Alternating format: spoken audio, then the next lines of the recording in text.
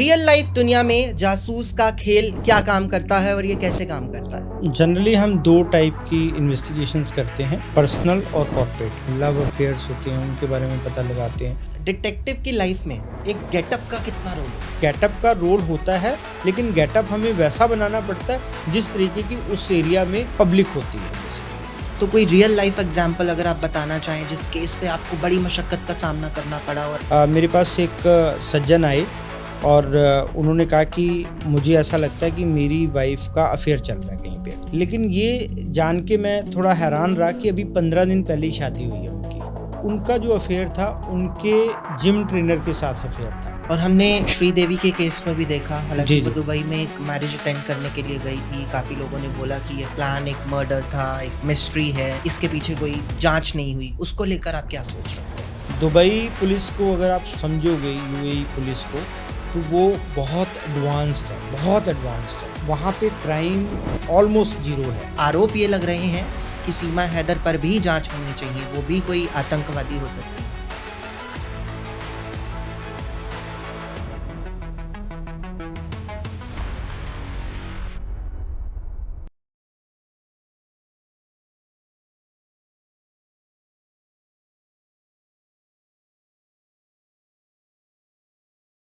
क्या कभी आपने सोचा है कि आपके पीछे, आपके आसपास की दुनिया में आपकी कोई जासूसी कर रहा हो और हर एक फ्रॉड, अफेयर या फिर एक झूठ के पीछे एक ऐसी आंख होती है जो आपको देख रही होती है? नमस्कार, मैं हूं आपके साथ निशान सरदाना और निशान सरदाना पॉडकास्ट में आपका स्वागत है। आज के इस पॉडकास्ट में जो हमारे मेहमान हैं वो है राहुल गुप्ता जी, डिटेक्टिव गुरु। सर, आपका बहुत स्वागत है। Thank you. राहुल जी, सबसे पहला सवाल कि हमने मूवीज में देखा है जासूसों को, फिल्मी कहानियों में हमने देखा, किताबों में पढ़ा, नॉवल में पढ़ा। रियल लाइफ दुनिया में जासूस का खेल क्या काम करता है और ये कैसे काम करता है? जनरली हम दो टाइप की इन्वेस्टिगेशंस करते हैं, पर्सनल और कॉर्पोरेट। पर्सनल में बहुत सारी शादी से पहले की जांच आती है, शादी के बाद कुछ प्रॉब्लम्स होती है हस्बैंड वाइफ में, उनके बारे में हम पता लगाते हैं। लव अफेयर्स होते हैं, उनके बारे में पता लगाते हैं।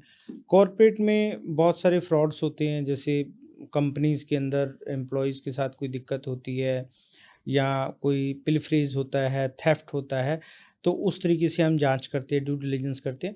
तो कॉर्पोरेट में एक बड़ा सेगमेंट है इन्वेस्टिगेशन का, और पर्सनल केसेस में भी एक बड़ा सेगमेंट है जहाँ पे हम लोगों को सर्व करते हैं। जहाँ पे सिविल केसेस होते हैं, यहाँ पे पुलिस का कोई लेना देना नहीं होता, यहाँ पे कोई अभी क्राइम ऐसा नहीं हुआ होता जहाँ पे कि वो थाने जाएं और रिपोर्ट लिखवाएं तब उनको जस्टिस मिले। तो वो उससे पहले हमारे पास आते हैं और हम उसको इन्वेस्टिगेट करते हैं बेसिकली। लेकिन राहुल जी, आज भी काफी लोग ऐसे हैं जिनको लगता है कि डिटेक्टिव सिर्फ फिल्मी दुनिया में होते हैं, रियल जी, लाइफ जी। दुनिया में नहीं होते। जी, जी। और लोगों को लगता है कि क्या ये लीगल है या फिर हमको, मतलब एक एक डर भी रहता है, क्योंकि आजकल हम व्हाट्सएप यूनिवर्सिटी, इंस्टाग्राम पे देखते हैं कि बहुत सारे फ्रॉड हो रहे हैं। लोगों को डर लगता है कि क्या, मतलब ऐसे किसी डिटेक्टिव के पास जाना चाहिए या फिर जो हमारी चीज़ें हैं वो कॉन्फिडेंशियल रह पाएंगी? इसको लेकर आप क्या कहना चाहेंगे? तो सबसे पहले मैं आप को धन्यवाद देना चाहता हूँ कि आपने मुझे इस पॉडकास्ट में बुलाया, और मैं आता भी हूँ इस ऐसे पॉडकास्ट में बिकॉज़ मैं वॉइस रेज़ करना चाहता हूँ अपनी डिटेक्टिव इंडस्ट्री की तरफ से कि हाँ, हम एग्ज़िस्ट करते हैं। हम सिर्फ़ फ़िल्मी दुनिया तक सीमित नहीं हैं, हम एक्चुअल में हैं, और एक्चुअल में हम लोगों की हेल्प करते हैं, समाज को सर्व करते हैं, देश को सर्व करते हैं। अगर किसी को प्रॉब्लम है तो वो हमारे पास आ सकता है, किसी भी डिटेक्टिव एजेंसी के पास जा सकता है जो कि रजिस्टर्ड हो, जो कि अच्छा काम कर रही हो, तो उनसे मिले और अपने केस डिस्कस करे और अपना इन्वेस्टिगेट करे। तो उसके लिए, इसलिए मैं आपको धन्यवाद देना चाहता हूँ। और फ़िल्मी दुनिया एक फ़िल्मी, जैसे नाम से ही पता चलता है, फ़िल्मी दुनिया है। लेकिन हमारा किरदार जो उसमें है, कई बार बहुत खूबसूरत किरदार दिखाया जाता है, कई बार बेईमान या कोई ब्लैकमेलर दिखाया जाता है, तो जिससे कि लोग, जैसे आपने भी बोला कि डरते हैं लोग हमारे पास आने से।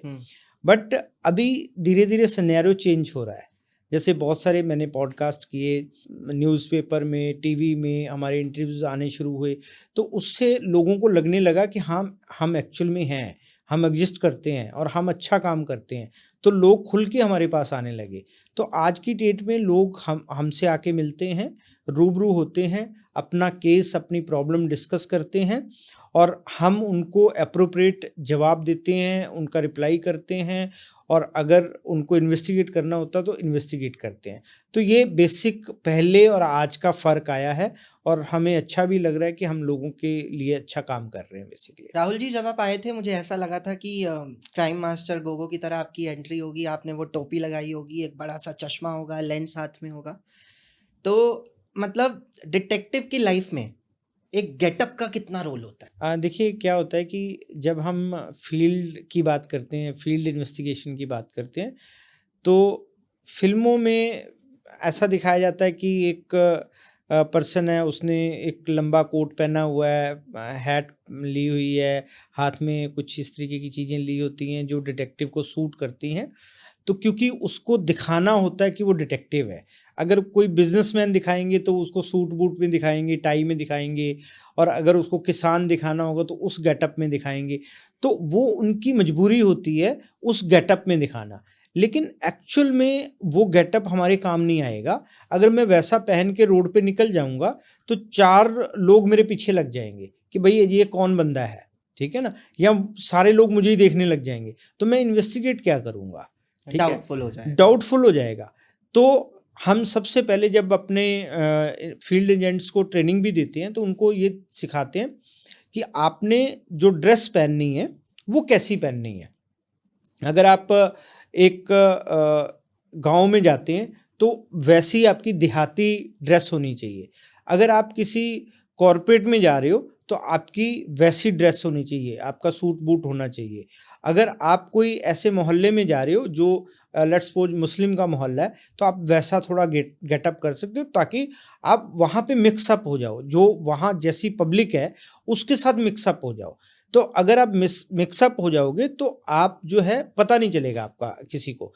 तो इसलिए मैं ये समझता हूँ कि गेटअप का रोल होता है, लेकिन गेटअप हमें वैसा बनाना पड़ता है जिस तरीके की उस एरिया में या उस फील्ड में पब्लिक होती है बेसिकली। तो इसलिए गेटअप का रोल है इसमें। लेकिन राहुल जी, अब तो आप डिटेक्टिव इंडस्ट्री के सलमान खान बन गए हैं, आपको सब पहचानते हैं, तो आपको दिक्कत नहीं होती? मतलब जब आप केसेस पे जाते हैं या फिर आप सड़कों पर उतरते हैं, आप बाहर निकलते होंगे केसेस का इन्वेस्टिगेशन करने के लिए, तो पहचान छुपाने में कितनी दिक्कत आती है? मैं अभी अमेरिका से वापस आया हूँ, हुँ। एक केस इन्वेस्टिगेट करके आया हूँ। तो कई बार थोड़ा बहुता हुलिया हम चेंज कर लेते हैं अपना। ज़रूरी नहीं कि जो मेरा गेटअप अभी आप देख रहे हो, ये फील्ड में भी ऐसा ही गेटअप होगा, तो कुछ ना कुछ हम चेंज कर लेते हैं इसमें। राहुल जी, अब रियल लाइफ केसेस की बात कर लेते हैं जी। कि काफ़ी सारे केसेस आपके पास डेली बेसिस पे आते होंगे, तो किस तरीके के केसेस आते हैं आपके पास? 2 तरीके के केसेस आते हैं, पर्सनल इन्वेस्टिगेशन और कॉर्पोरेट इन्वेस्टिगेशन। पर्सनल में शादी से पहले के केस, शादी के बाद के केस, लव अफेयर केस, कोई किसी के यहाँ पे थेफ्ट हो गया है घर में, उसके केस आते हैं हमारे पास। तो इस तरीके के पर्सनल केसेस आते हैं। पति-पत्नी और वो के पति केसेस। हाँ, पति-पत्नी और वो के केस आते हैं हमारे तो पास। तो आपने कितने पोस्टमार्टम कितने तलाक कराए? मुझे सच में बहुत आइडिया नहीं है कि मैंने कितने तरह तलाक करवाए होंगे। मैंने बहुत लोगों को जोड़ा भी है, ऐसा नहीं है। मतलब मेरे पे ये इल्ज़ाम लगता है, मैं मतलब जहाँ पे भी जाता हूँ पॉडकास्ट करने, तो मुझे लोग ऐसा कहते हैं कि भई आपने बहुत तलाक कराए होंगे। ज़रूर कराए होंगे। उसका कारण है कि अगर रिश्ता पहले से टूट गया है, ठीक है ना? तो उसको फिर ख़त्म करें ना। उसको अपनी-अपनी ज़िंदगी 2 लोग अगर मतलब एक बंधन में लीगल बंधन में बंधे हुए हैं और वैसे उनके मन में अब एक दूसरे के लिए कुछ नहीं है नफ़रत के सिवा। रिश्ते में तो चिंगारी लगी तभी डिटेक्टिव के पास पहुँचे। हाँ, रिश्ते में अगर कुछ नहीं बचा है तो तभी वो हमारे पास आए हैं। एक्स्ट्रा मैरिटल अफेयर ये हमेशा से ही एक हॉट टॉपिक रहा है। आए जी। दिन हम खबरों पढ़ते हैं कि पति-पत्नी और वो के किस्से, एक्स्ट्रा मैरिटल अफेयर के किस्से। तो कोई रियल लाइफ एग्ज़ाम्पल अगर आप बताना चाहें जिस केस पे आपको बड़ी मशक्कत का सामना करना पड़ा और आप भी मतलब इन्वेस्टिगेशन जब आपने करी हो बिल्कुल आपकी रूह काँप गई हो, हैरान हो गए हो आप कि ये क्या सोचा था और क्या निकला? जनरली सभी केसेस ऐसे होते हैं कि यहाँ पे हम इन्वेस्टिगेट करते हैं, हम सोचते कुछ है, निकल के कई बार कुछ और आता है कि हमें क्या करना चाहिए और क्या नहीं करना चाहिए। मेरे पास एक सज्जन आए और उन्होंने कहा कि मुझे ऐसा लगता है कि मेरी वाइफ़ का अफ़ेयर चल रहा है कहीं पे। तो हमने कहा ठीक है भाई, हम इन्वेस्टिगेट कर लेते हैं। लेकिन ये जान के मैं थोड़ा हैरान रहा कि अभी 15 दिन पहले ही शादी हुई है उनकी, 15 दिन में ही वो मेरे पास आ गए। ठीक है, तो जब हमने इन्वेस्टिगेट किया तो उनका जो अफेयर था उनके जिम ट्रेनर के साथ अफेयर था। वो उनसे मिलती थी, शादी से पहले से उनका अफेयर था। जिम ट्रेनर मैरिड था तो इसलिए शादी उससे हो नहीं सकती थी, और जिम ट्रेनर के साथ उन्होंने शादी करनी भी नहीं थी, क्योंकि कई बार आपका जो सोशल फासला होता है वो बहुत ज़्यादा होता है, तो आप कई बार शादी तक नहीं पहुंच पाते। ठीक है, रिलेशनशिप आप एक रखते हो, तो उन्होंने रिलेशनशिप उसको कंटिन्यू किया, शादी के बाद भी कंटिन्यू किया। तो हमने उनको जब इन्वेस्टिगेट किया तो हमने रंगे हाथ उनको पकड़ा, रेड हैंडेड पकड़ा उनको हमने। तो ये एक शॉकिंग रहा हमारे लिए उस समय कि अभी 15 दिन पहले शादी हुई है, 15 दिन के अंदर अंदर वो दोबारा उस जिम ट्रेनर से मिल रही हैं और सही तरीके से मिल रही है। पति को डाउट भी हो गया, यानी ऐसा तो है नहीं कि पति को आज डाउट हुआ और शाम को वो हमारे पास आ गया।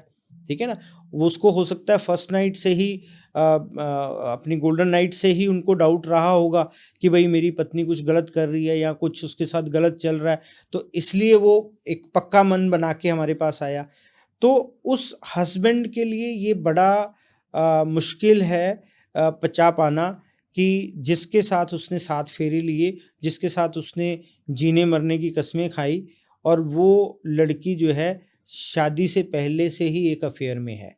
तो इस तरीके के बहुत किस्से आते हैं यहाँ पे, हमें जान के थोड़ा दुख भी होता है, हैरानी भी होती है और शॉकिंग भी लगता है, और समाज के लिए ये लगता है कि भाई ऐसा क्यों हो रहा है। तो मैं आपके पॉडकास्ट के थ्रू उन लड़कियों को ये कहना भी चाहता हूँ कि अगर आपका ऑलरेडी कोई अफेयर चल रहा है या लड़कों के लिए भी कोई अफेयर चल रहा है, तो आप सोच समझ के शादी कीजिए। आप अपने आप को देखिए कि आप मैरिज मटेरियल है या नहीं है। राहुल जी, काफ़ी हाई प्रोफाइल केसेस भी आपके पास आते होंगे, जी। राजनेताओं के, नेताओं के, बॉलीवुड एक्टर्स के, फिल्मी सितारों के, मॉडल्स के, उनके बारे में अगर आप कुछ बताना चाहें। मैं जो पॉलिटिकल लोग होते हैं जनरली मैं उनके लिए काम नहीं करता। हाँ, उनके पर्सनल केस हैं तो वो मैं इन्वेस्टिगेट करता हूँ, लेकिन पॉलिटिकल केसेस मैं इन्वेस्टिगेट नहीं करता हूँ। वजह क्या ठीक, है कि उसकी वजह ये है कि आज लेट्स सपोज एक पार्टी में है एक पर्सन, उसने हमें दूसरी पार्टी के बारे में केस दिया, मैंने वो इन्वेस्टिगेट किया।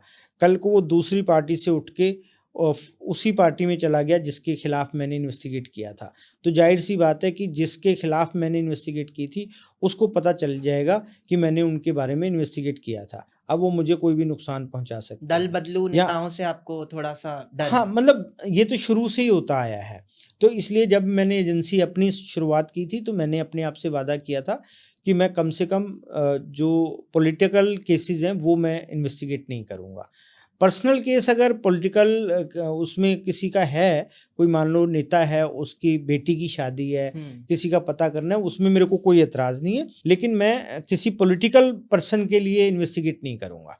बहुत सारे केसेस आते हैं हमारे पास, डिस्कस होते हैं, लेकिन हम करते नहीं, हम हाथ जोड़ के मना कर देते हैं उनको। और बॉलीवुड इंडस्ट्री की हम बात कर उसके रहे लिए तो हम काम करते हैं, वो भी इंसान है, उनके साथ भी प्रॉब्लम्स होती हैं, जैसे आम इंसान के साथ प्रॉब्लम होती है, उनकी थोड़ी-सी और सीरियस प्रॉब्लम्स होती हैं, तो उनके ऊपर हम इन्वेस्टिगेट करते हैं।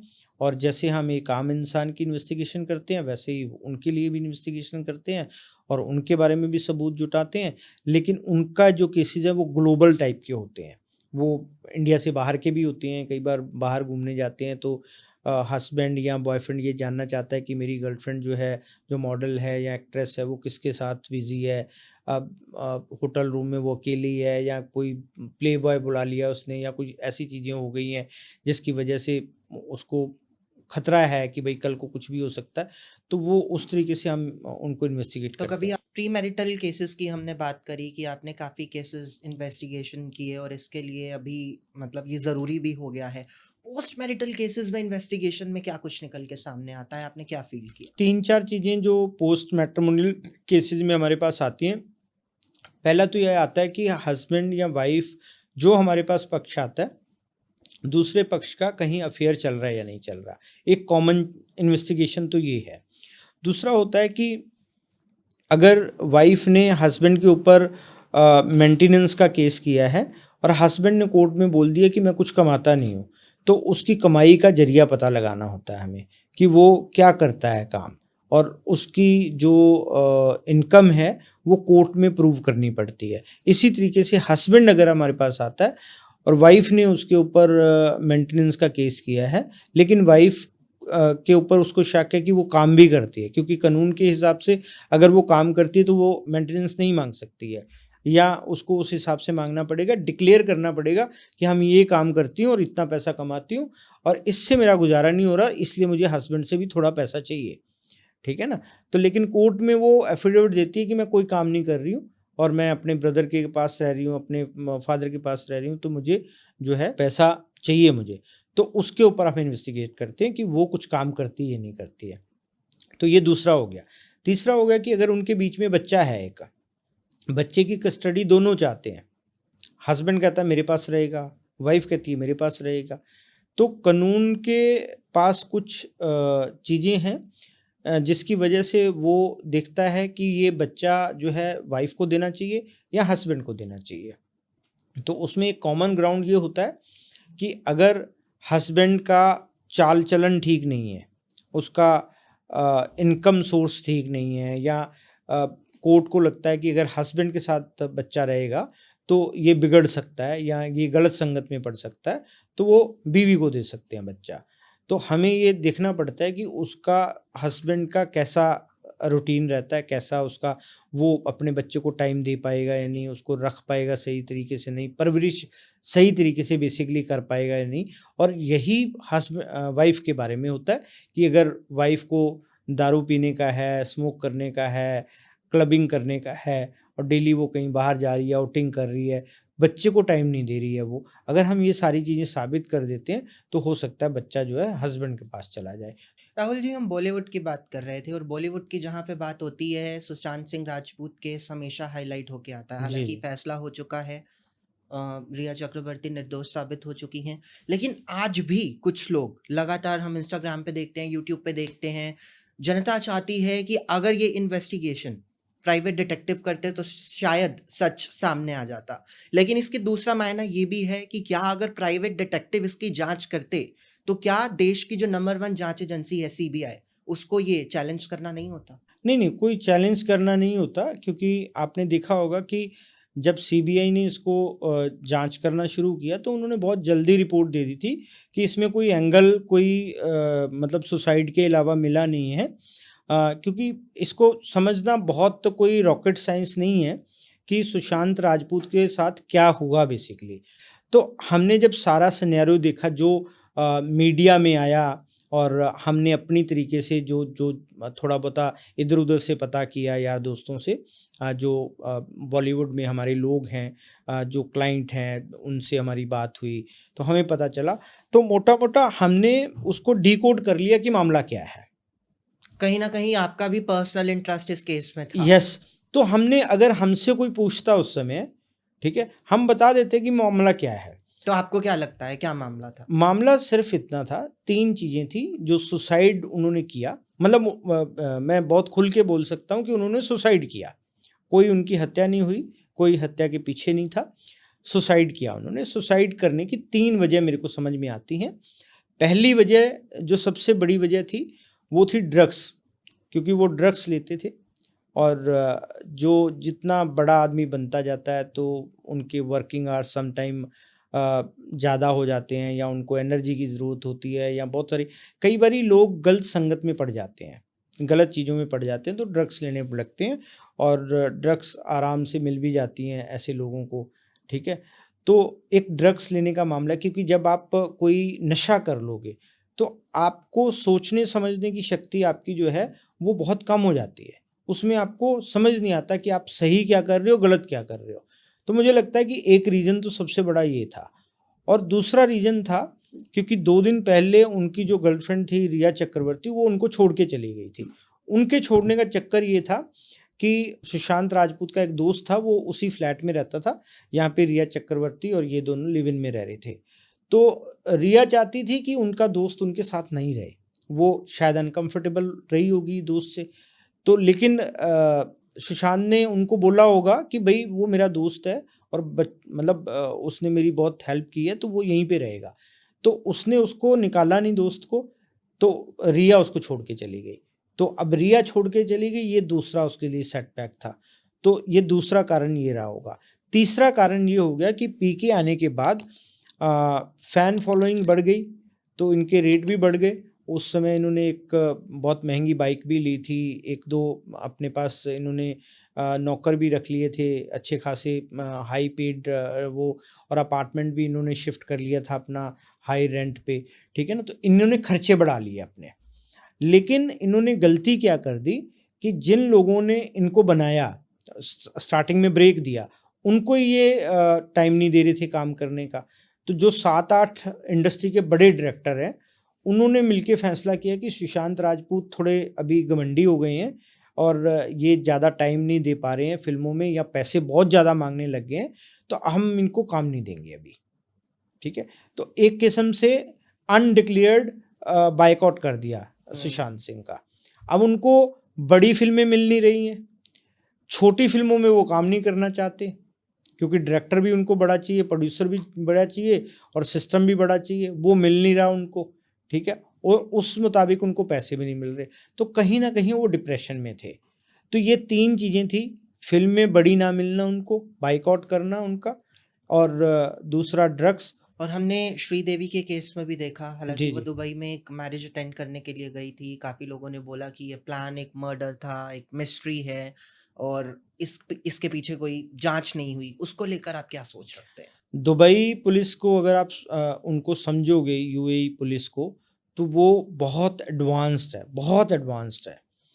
उनके पास ऐसी गाड़ियां हैं, हेलीकॉप्टर से वो आते हैं, उनके जो पुलिस स्टेशन है वो ह्यूमनलेस हैं, ठीक है। आप जाओ, आप रिपोर्ट लिखाओ, आप कभी एक्सपीरियंस करना दुबई जाके, आप अपना पर्स कहीं रोड पे छोड़ देना, वो पर्स या तो आपको वहीं मिल जाएगा, या हो सकता है आपके घर पे पहुंच जाए वो पर्स।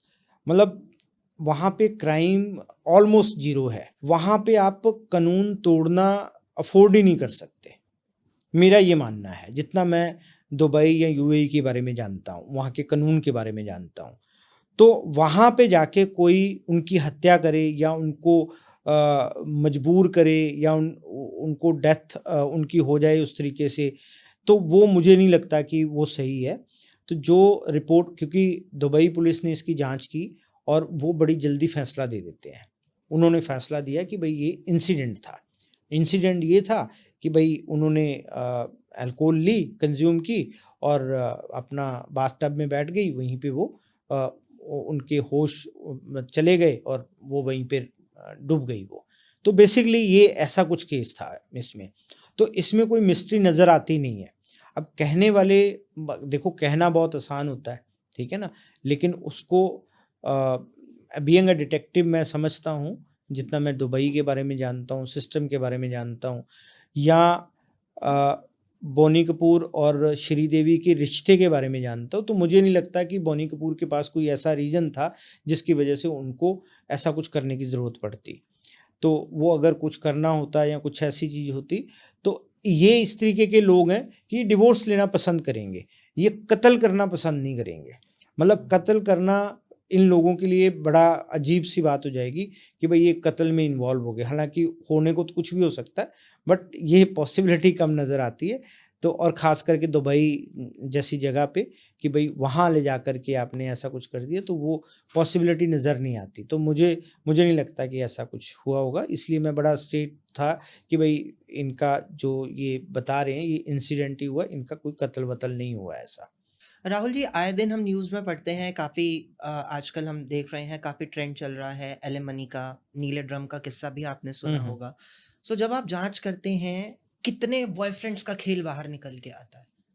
कुछ अगर आप रियल लाइफ स्टोरी बताना चाहें, क्योंकि मैं चाहता हूं कि हमारी ऑडियंस भी देखे और रियल केसेस को समझे और वो भी अवेयर हो पाए। यहाँ तक अफेयर की बात है, अफेयर बहुत आम बात है कि पति बाहर रह रहा है और बीवी के यहाँ पे किसी के साथ संबंध बन गए, और इस केस में भी यहाँ तक मैंने इसको स्टडी किया है, उसको जब वो पहली बार आया था उसको पता था कि मेरी बीवी का अफेयर चल रहा है, ठीक है। तो मुझे लगता है कि उसको तभी सोच लेना चाहिए था कि उसको आगे क्या करना है, ठीक है।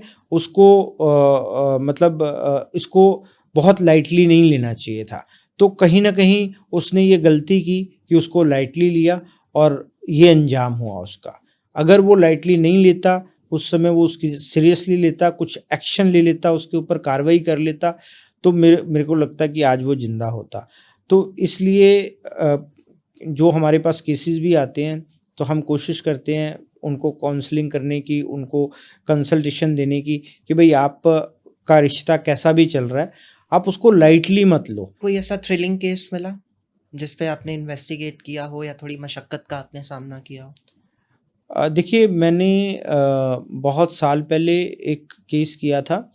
दुबई से भाग के एक लड़की आई थी इंडिया, तो उसको ढूँढना था।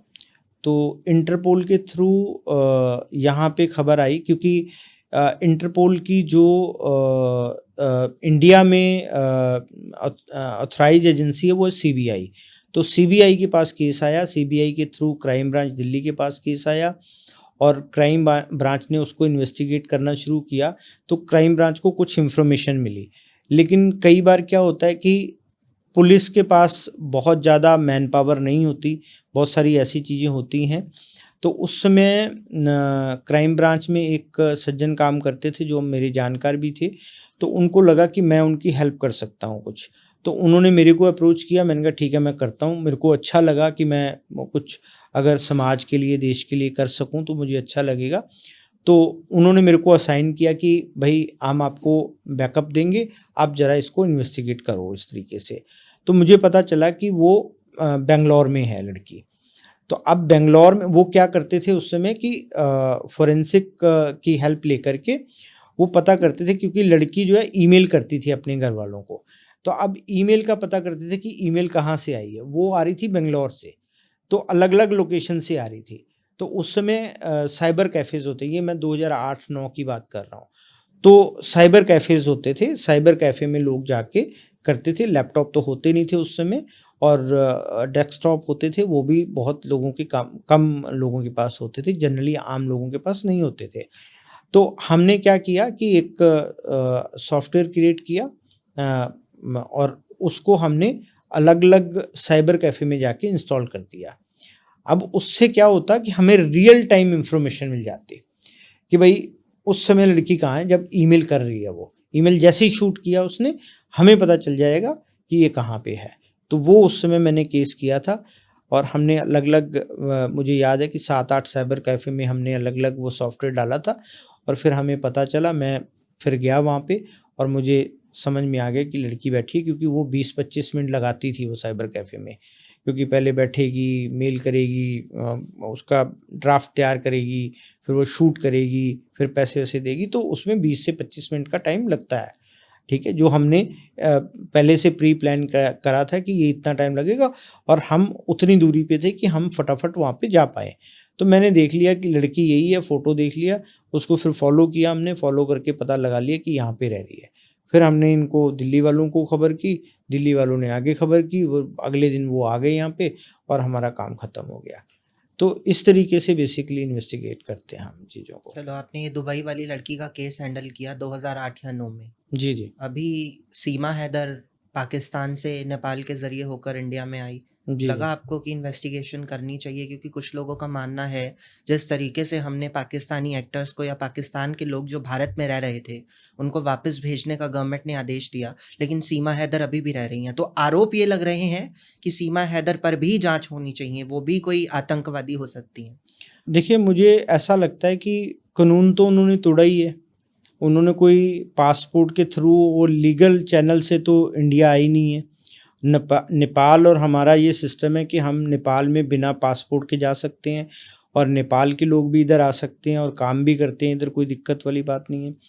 तो नेपाल के ज़रिए वो यहाँ पे आ गई, और जब ये पता चला कि वो पाकिस्तानी हैं, पाकिस्तान के लोग बिना वैलिड पासपोर्ट के, बिना वैलिड वीज़ा के इंडिया नहीं आ सकते हैं, तो उनको उसी टाइम अरेस्ट कर लेना चाहिए था। तो मुझे लगता है कि ये हमारी जो जांच एजेंसियां हैं या गवर्नमेंट है, उनका ये फेलियर है कि उसको अरेस्ट क्यों नहीं किया, चाहे वो किसी भी तरीके से आई। तो क्या कोई भी अगर कहेगा मैं इससे प्यार करता हूँ, मैं इसके लिए जान दे सकता हूँ, मैं ये कर सकता हूँ, क्या हमारा कोई बंदा ऐसे जाएगा और वो क्या पाकिस्तान बख्श देगा उसको? कहीं ना कहीं ये पाकिस्तान कहीं ना कहीं साइबर क्राइम से रिलेटेड है। क्योंकि फ़ोन पर बात हो रही थी, पबजी का खेल था इसमें। जी, जी, जी। तो तो साइबर क्राइम इसको कह सकते हैं, लेकिन क्योंकि वो दोनों मिले और दोनों में से साइबर क्राइम क्या होता है कि एक बंदा विक्टिम होता है, एक कल्प्रिट होता है। यहाँ पे हम दोनों को कल्प्रिट मान सकते हैं, दोनों को विक्टिम मान सकते हैं। क्योंकि सीमा हैदर का ये कहना है कि मेरा पति मेरे को तंग करता था, मैं इसलिए छोड़ के आ गई, ठीक है ना? और कल्प्रिट वो इसलिए हैं क्योंकि वो गलत तरीके से इंडिया आए और जो उनका हस्बैंड है वो जो उनके साथी हैं अभी, तो उनको साथ लेके आए वो। तो मुझे लगता है कि दोनों कल्प्रिट भी हैं, दोनों विक्टिम भी है। बट कानून क्या कहता है? कानून कहता है कि भाई आप बिना वीज़ा के, बिना पासपोर्ट के इंडिया आए हो, बिना वैलिड रीज़न के, वैलिड पास वीज़ा के आए हो, तो आपको अरेस्ट करना चाहिए। तो गवर्नमेंट का ये मुझे लगता है कि थोड़ा सा नेग्लिजेंस रहा, तो गवर्नमेंट को अरेस्ट करना चाहिए था, तुरंत उसी टाइम अरेस्ट करना चाहिए था। अभी तो मामला अलग है, ठीक है ना? अभी उनको वापस भेजा जा सकता है, वो अलग बात है, लेकिन उस समय कम से कम अरेस्ट करना चाहिए था। जो कानून के मुताबिक उनको सज़ा होती या उनको वापस डिपोर्ट किया जाता या जो भी है, तो वो करना चाहिए था बेसिकली। राहुल जी, आपने एक कहावत सुनी होगी, rules are made to be broken.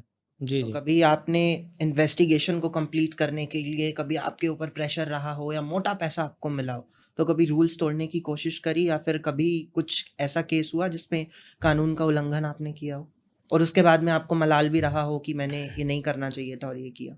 मैं 2012 में टर्की में था एक केस में, और वो मेरी बहुत सीक्रेट विजिट थी।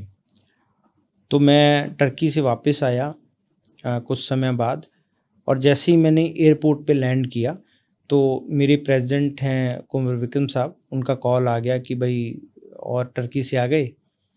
तो मैं बड़ा हैरान कि भाई इनको कैसे पता चला। मैंने पूछा सर आपको कैसे पता? कहते यार पता है, कोई ऐसी दिक्कत नहीं है।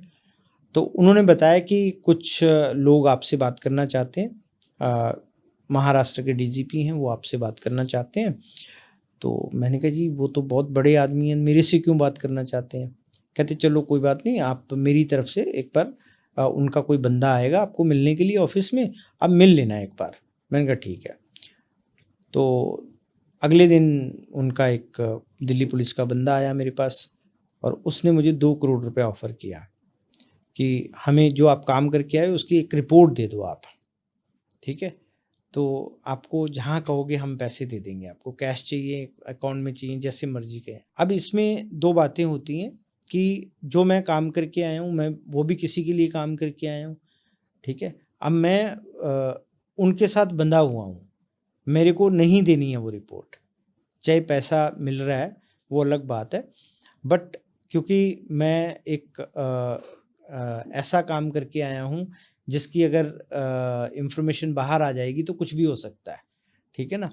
तो मैंने कहा भाई मैं तो कोई ऐसा काम करके नहीं आया, मेरे पास कोई रिपोर्ट नहीं, आपको गलत इंफॉर्मेशन है। जबकि मुझे पता था अंदर से कि इनके पास इंफॉर्मेशन सही है, इनको सब पता है, लेकिन मैं क्यों मानूं? ठीक है ना? ये तो मेरी मर्जी है ना कि मैं मानूंगा या नहीं मानूंगा। जो अंजाम होगा वो अलग देखी जाएगी, बट मैं मान रहा हूँ नहीं मान रहा हूँ ये मेरे ऊपर है, ठीक है? तो अल्टीमेटली वो 2 घंटे मेरे पास बैठे, बातचीत करके गए। उन्होंने फिर अपना कार्ड छोड़ा कि भाई आपका मन बदल जाए तो आप बता देना, हम आपको पैसे भिजवा देंगे, लेकिन मैं नहीं माना।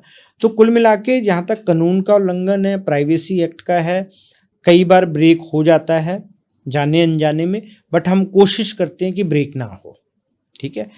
बट जान करके हमने कभी ऐसा कुछ नहीं किया, तो रिग्रेट इसलिए मेरे को कभी कोई हुआ नहीं। ये मेरे साथ एक इंसिडेंट हुआ था, यहाँ पे सामने से मेरे पास ऑफ़र आया कि भाई पैसे ले लो, और पैसे कमाने का तो मैंने इस फील्ड में कभी सोचा भी नहीं कि मैं इनलीगल तरीके से पैसे कमाऊँ या अपने क्लाइंट को या अपने सब्जेक्ट को जिसका हम इन्वेस्टिगेट कर रहे हैं उसको ब्लैकमेल करके पैसे कमाऊँ। तो वो तो कभी सोचा नहीं, वो तो मुझे लगता है कि बहुत ही अनएथिकल है। तो मैं खुद के साथ नज़र कैसे मिलाऊंगा, ठीक है ना? आफ्टर ऑल देखिए, आप दुनिया से भाग सकते हो, आप अपने आप से नहीं भाग सकते। अपने से पीछा कैसे छुड़ाओगे? क्योंकि तो आप तो अपने साथ ही हो ना, तो आप अपने से पीछा नहीं छुड़ा सकते। तो इसलिए आपको बहुत समटाइम वाइजली डिसीजन लेना पड़ता है कि आपको क्या करना है, तो इसलिए मुझे नहीं लगता कि मैंने कोई भी लाइफ में ऐसी कोई इन्वेस्टिगेशन की है जिसमें मेरे को रिग्रेट हो कभी। राहुल जी, कई लोगों के मन में ये सवाल आता है क्योंकि हम देखते हैं कि डिटेक्टिव्स का ना एक बड़ा एक मेजर रोल होता है इन्वेस्टिगेशन करने में। तो कभी ऐसा हुआ कि किसी क्लाइंट ने जान से मारने की धमकी दी हो या फिर ये बोला हो कि अगर आप मतलब पकड़े गए हो आप भी, और उसके बाद क्लाइंट ने बोला कि अगर आपने बताया तो फिर आपकी जान को खतरा? देखिए, जनरली क्या होता है कि जब हम प्राइवेट डिटेक्टिव्स की बात करते हैं, प्राइवेट इन्वेस्टिगेशन की बात करते हैं, तो इट मीन्स कि जो भी हम काम करेंगे वो पर्दे के पीछे रह के काम करेंगे, हम सामने आके काम नहीं करेंगे। उसमें सामने वाले को पता नहीं चलेगा कि हमने उनके ऊपर इन्वेस्टिगेशन की। कभी ऐसा हुआ नहीं कि पता चला हो किसी को कि मैं उसकी इन्वेस्टिगेशन कर रहा हूँ या उसने मुझे धमकी दी हो। क्लाइंट का धमकी देना तो बहुत दूर की बात है, कभी सामने वाले ने जिसकी इन्वेस्टिगेशन कर रहे हो उसने भी धमकी नहीं दी है, ठीक है ना। उसका सिंपल सा कारण है कि हमने शुरू से ही अपने रूल रेगुलेशन ऐसे बनाए हुए हैं कि किसी को पता ही ना चले कि हमने उसकी इन्वेस्टिगेशन कर ली। और राहुल जी, लगभग 3 दशक का आपको एक्सपीरियंस है, जी। कभी कोई ऐसी अनएथिकल रिक्वेस्ट या फिर एक अटपटी रिक्वेस्ट आई हो या फिर इन्वेस्टिगेशन का कोई केस आया? बहुत ऐसी रिक्वेस्ट आती हैं यहाँ पे, अनएथिकल भी होती हैं, अटपटी भी होती हैं, अजीब सा भी लगता है और ऐसे लगता है कि यार ये बंदा हमसे ये उम्मीद भी कैसे कर सकता है। कैसे, अगर आप बताना चाहें तो? भाई एक कॉमन रिक्वेस्ट तो ये होती है कि अरे ये कुछ हो नहीं रहा तो इसको पिटवा दो, फिर जान से ठीक मरवाने के है, लिए? जान से मरवा दो, पिटवा दो, ऐसे बंदे आप हायर कर लो। आप तो डिटेक्टिव हो, आपको तो जानते होंगे ऐसे कुछ लोग। हम कहते हैं भाई डिटेक्टिव हैं, कातिल थोड़ी हैं, ठीक है ना, तो आप क्या बात कर रहे हो। तो इस तरह की कई बार कोई अजीब सा केस ऐसे भी आ जाता है कि भाई जैसे कई बार क्या होता है कि जैसे कोई गे है, कोई होमोसेक्सुअल है, अब उसकी शादी की उम्र हो गई, लड़के की बात कर रहा हूँ, तो वो हमारे पास आया, वो कहता है जी मेरे को शादी करनी है और वो बता रहा है पहले से कि मैं होमोसेक्सुअल हूँ। तो हम कहते हैं कि क्यों करनी है भाई शादी, जब तुम्हें पता है कि तुम होमोसेक्सुअल हो, तुम एक लड़की की ज़िंदगी क्यों ख़राब करना चाहते हो, तो मत करो। कहता है नहीं जी समाज का प्रेशर है, मेरे को शादी करनी है, बच्चे भी पैदा करने हैं। तो फिर मैंने कहा भाई हम क्या करें इसमें। कहते जी शादी मैं कर लेता हूँ, संबंध आप बना लेना, उसके मैं आपको पैसे दे दूंगा, ठीक है।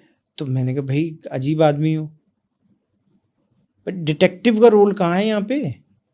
ये तो मेरे को काम वो बताओ यहाँ पे मेरी स्किल्स काम आए आपके।